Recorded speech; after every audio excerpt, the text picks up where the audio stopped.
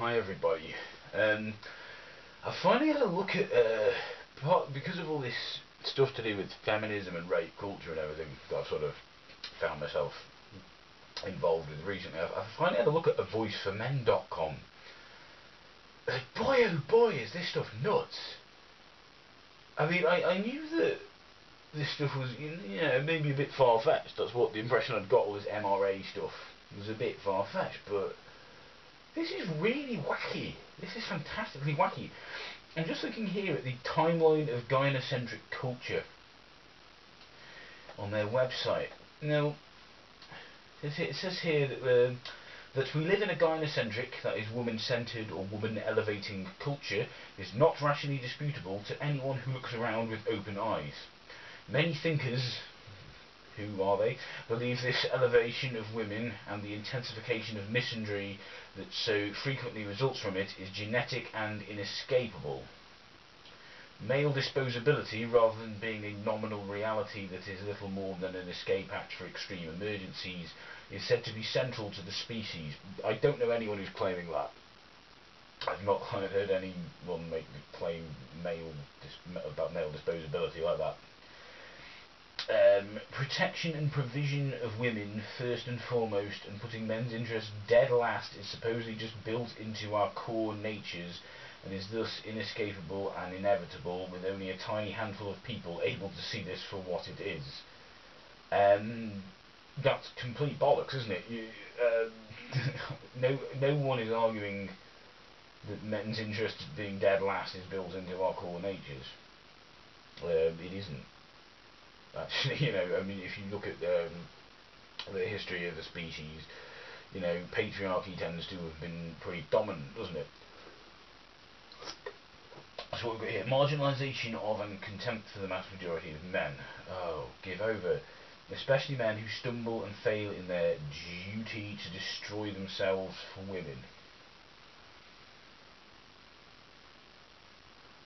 Destroy themselves for women.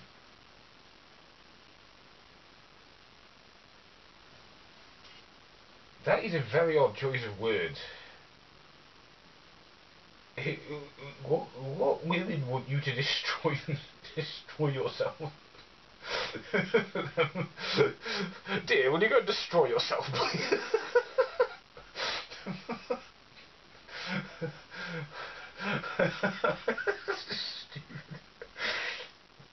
But for some time now, Peter Wright, a man going his own way for many, many years,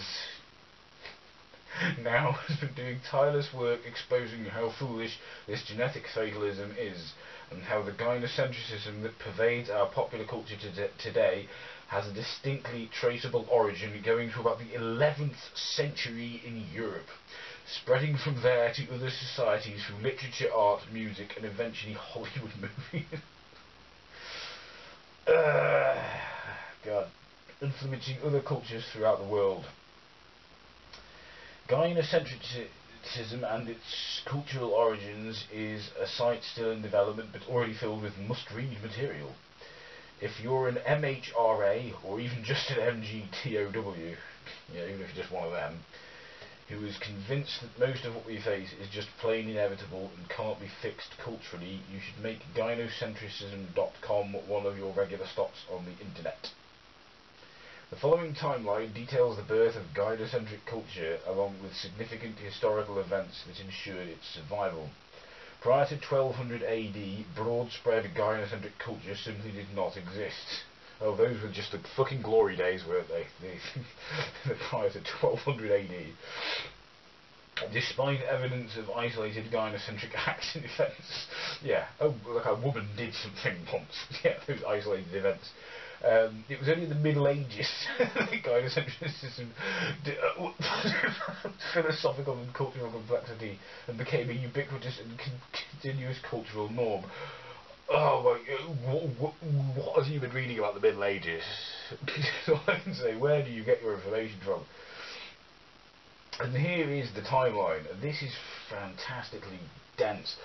Okay, 1102 AD. Gynocentrism meme first introduced. William IX, Duke of Aquitaine, the most powerful feudal lord in France, wrote the first troubadour poems and is widely considered the first troubadour. True.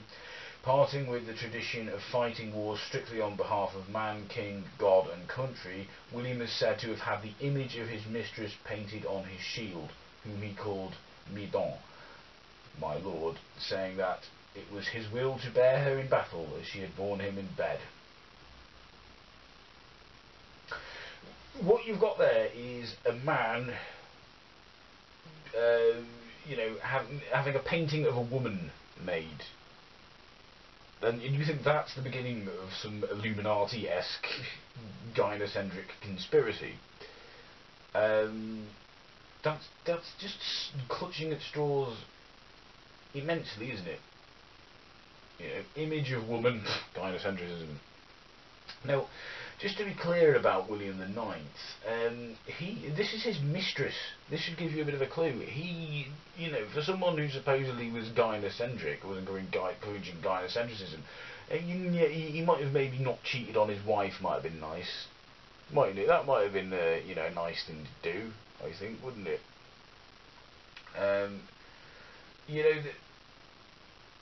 This is just ridiculous. Richard the Lionheart had a picture of a lion on his shield. It doesn't mean we don't have conspiracies going around saying he was trying to create a lion-centric society. I'm just thinking about what that would be like. Would it be great if someone said, yeah, a voice for humans. Life has been lion-centric. There's been a lion-centric conspiracy permeating its way through history because lions are often symbols on shields and symbols of royalty. Oh my goodness. So anyway, we move on to 1168 to 1198 AD. Gynocentrism meme elaborated, given imperial patronage. The Gynocentrism meme is further popularised and given imperial patronage by William's granddaughter Queen Eleanor of Aquitaine and her daughter Marie. This is important, we need to remember this. At Eleanor's court in Poitiers, Eleanor and Marie completed the work of embroidering the Christian military code of chivalry with a code for romantic lovers, thus putting women at the centre of courtly life and placing love on the throne of God himself, and in doing so they changed the face of chivalry forever. Okay, we need to understand a few things here. Queen Eleanor was... she spent a lot of time in prison because of disputes she'd had with one of her husbands. She was not in any way some sort of empowered gynocentricist. She was, she had a difficult life in many ways. She obviously had a very opulent life in many other ways. She was one of the richest women in Europe at the time, but this idea that she was somehow leading the charge of gynocentrism, I believe she was she had like the least successful crusade as well. I think it was the Second Crusade. So really, this is not a very good example at all. This is let's face it, this is obviously just cherry picking of history. Really. We're just finding bits of history that we could possibly graft onto this nonsense. Okay, so the key events are here. 1170 AD, Eleanor and Marie established the formal courts of love, presided over by themselves and a jury of 60 noble ladies who would investigate and hand down judgments on love disputes according to the newly introduced code governing gender relations. The courts were modelled precisely along the lines of the traditional feudal courts, where disputes between retainers had been settled by the powerful lord. In this case, however, the disputes were between lovers. What we need to bear in mind here, I've had a little bit of a Google on this. This is the historical accuracy of this particular claim, at least, is very, very disputed. It's not something I'm going to give a lot of credence to unless someone can give me some proper sources. This is most likely a bit of a myth or a bit of a legend. 1180 AD, Marie directs Chrétien de Troyes to write Lancelot the Knight of the Cart, a love story about Lancelot and Guinevere elaborating the nature of gynocentric chivalry. Chrétien de Troyes, excuse my pronunciation by the way, I don't speak French. Chrétien de Troyes abandoned this project before it was completed because he objected to the implicit approval of the adulterous affair between Lancelot and Guinevere that Marie had directed him to write. But the approval of the legend was irresistible. Later poets completed the story on Chrétien's behalf. Chrétien also wrote other famous romances, including Eric and Enid. So what we have to remember about Arthurian legends, I know a little bit about them, I'm not going to claim to be an expert, but basically the central theme of a lot of these was Guinevere being rescued by Lancelot. I suppose if the argument you're trying to make for Gynocentrism here is that she was always being rescued by him, that she was the focus of his attentions, does it not present you a problem here that that's not really what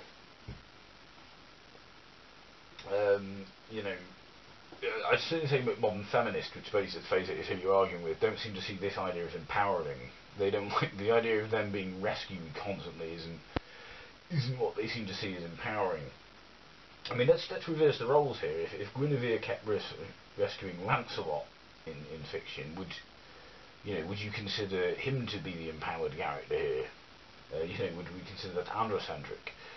I somehow doubt it. The fact that a woman was the focus of a man's affections in fiction is really not a hint at Gynocentrism to me.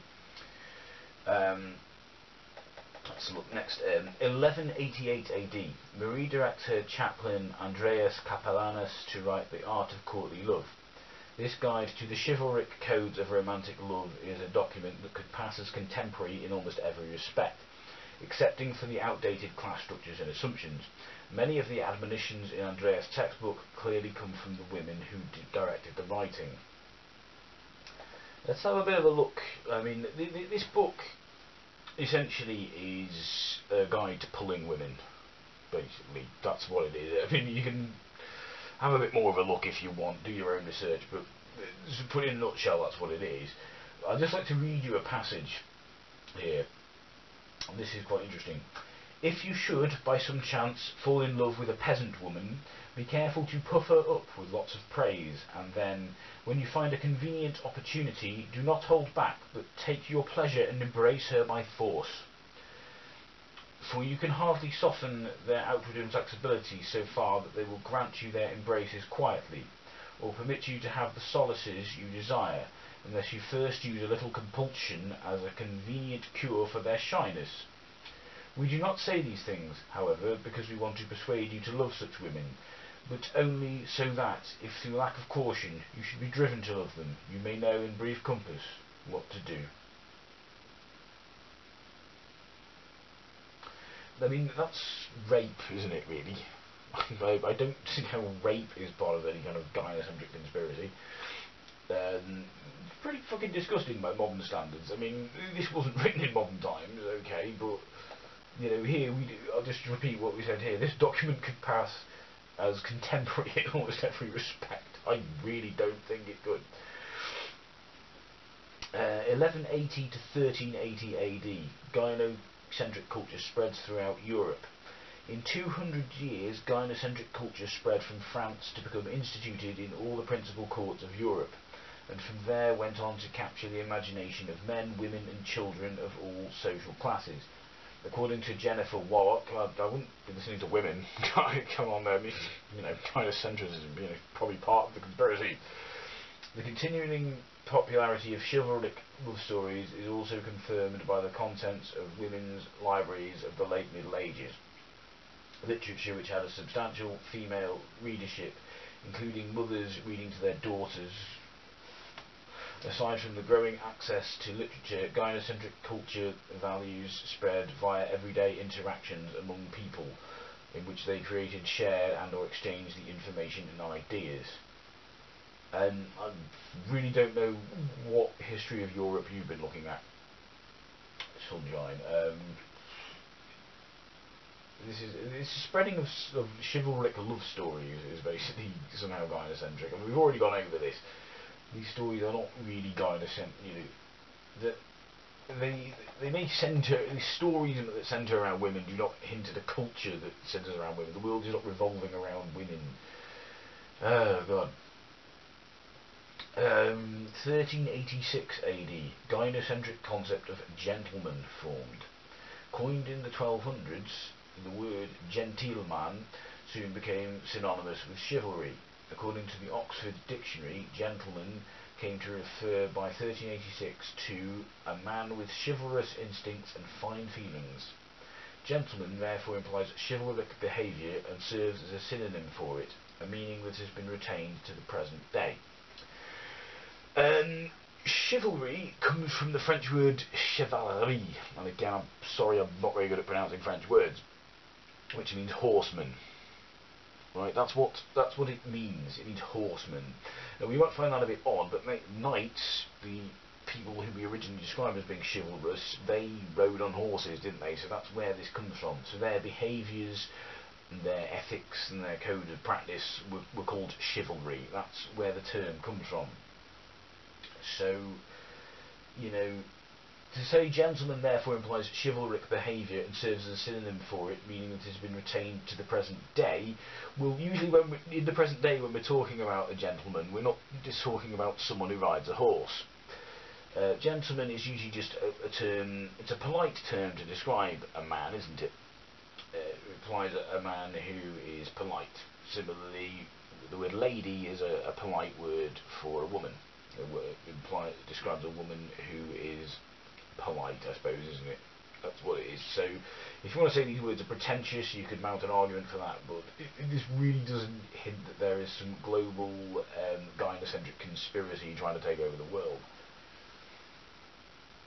Okay, we move on. 1400 AD, beginning of the Quarrel des Femmes. The Quarrel des Femmes, or Quarrel About Women, technically had its beginning in 1230 AD with the publication of Romance of the Rose. However, it was Italian-French author Christine de Pizan who, in 1400 AD, turned the prevailing discussion about women into a debate that continues to reverberate in feminist ideology today. Though some authors claim unconvincingly that the Quarrel came to an end in the 1700s. The basic theme of the centuries-long quarrel revolved and continues to revolve around advocacy for the rights, power and status of women. Well, that's just terrible, isn't it? Status, rights, power, that's just terrible. You don't want women getting hold of that, do you? And people say you're misogynists, they're just talking bollocks, aren't they? 21st century gynocentrism continues. What I love here is we've jumped from 1400 AD to the 21st century. So supposedly nothing in this meticulous, conniving, scheming plan of gynocentric domination of the world, none of this took place in the 600 fucking years between 1400 AD and now. It's like you can imagine all these gynocentric people at the time going, okay, what's the next stage in our cunning plan? They're going, oh, nothing yet. Nothing yet. No, nothing yet. We're not doing anything else for 600 years. Just fucking chill. Just fucking chill. You know, we're not doing that. You know, come on. No rush. We'll just spend the next 600 years making it look like we're oppressed by patriarchal attitudes. We'll pick things up again. 21st century. That's when it's all going to be rocking. Personally, my advice would be if you've got some kind of plan of action and you're planning to take a tea break, make it slightly less than 600 years would be my thoughts there. But what would I know? Moving on. So gynocentrism continues. The now 800-year-long culture of gynocentrism continues with the help of traditionalists. Yeah, because feminism is really traditional, isn't it? Eager to preserve gynocentric customs, manners, taboos, expectations and institutions with which they have become so familiar, and also by feminists who continue to find new and often novel ways to increase women's power with the aid of chivalry. That's the thing about people on horses. At first glance, it appears the modern feminist movement has rejected some chivalric customs, such as opening car doors or giving up a seat on the bus for women, which we all know is very popular in the 12th century, don't we? However, they continue to rely on the spirit of chivalry to attain new privileges for women. Opening car doors has become opening doors into university or employment via affirmative action. God, that sounds terrifying, doesn't it? Women with jobs and education, that's just horrific, isn't it? And giving up seats on buses, I think we spelt buses wrong there, could be, has become giving up seats in boardrooms and political parties via quotas. Politics apparently is dominated by women these days, isn't it? You just can't move for women in politics. Despite the variety of goals, contemporary Gynocentrism remains a project for maintaining and increasing women's power with the assistance of chivalry. That's just a load of bollocks, isn't it? So what I'd say is, if there are any genuine, sensible MRA groups out there, I'd be very interested to hear their viewpoints, but this is insane. This is every bit as crazy as any religious text I've ever read, or any religious apologetic I've ever read. I'm amazed that, worried that anyone has followed this kind of nonsense. Anyway, let me know what you think. Goodbye.